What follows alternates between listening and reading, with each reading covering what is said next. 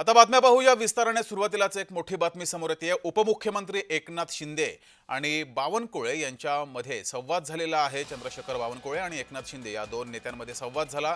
दोन्ही नेत्यांमधील संवादाबाबत चर्चांना मात्र उधाण आले। चहापान कार्यक्रमादरम्यान एकनाथ शिंदे आणि चंद्रशेखर बावनकुळे या दोन नेत्यांमध्ये संवाद झाला आणि हा संवाद मात्र या संवादामुळे चर्चा सुरू झाल्या।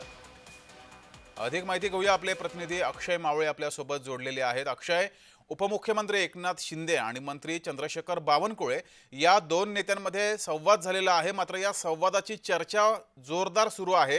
नेमका काय संवाद झालाय?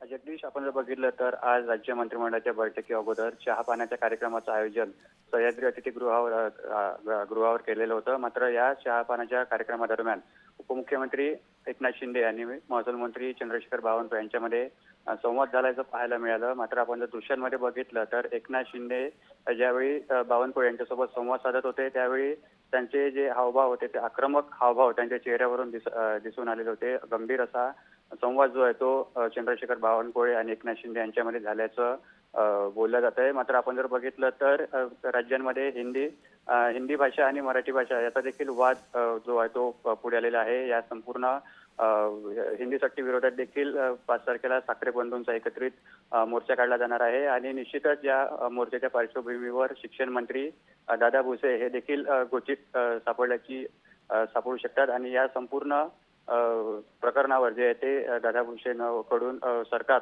जे ते उत्तर द्यावे लागणार आहे। मात्र चंद्रशेखर बावनकुळे आणि एकनाथ शिंदे यांच्यामध्ये नेमका कुठल्या विषयावर संवाद झाला हे अद्यापही पुढे आलेलं नाहीये। मात्र या दोनही नेत्यांमधला जो संवाद झाला या चर्चांना देखील आता राजकीय वर्तुळामध्ये उधाण आलेलं आहे।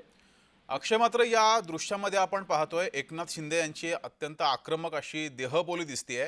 या व्यतिरिक्त अन्य कोणते विषय असू शकतात? काही अंदाज बांधता येतोय? नक्कीच, आपण जर बघितलं तर ज्यावेळी राज्य सरकारकडून हिंदी सक्तीचा जो GR आहे तो GR काढण्यात आलेला होता, यानंतर संपूर्ण राज्यभरातील जे विरोधी पक्ष होते हे देखील आक्रमक झालेले होते।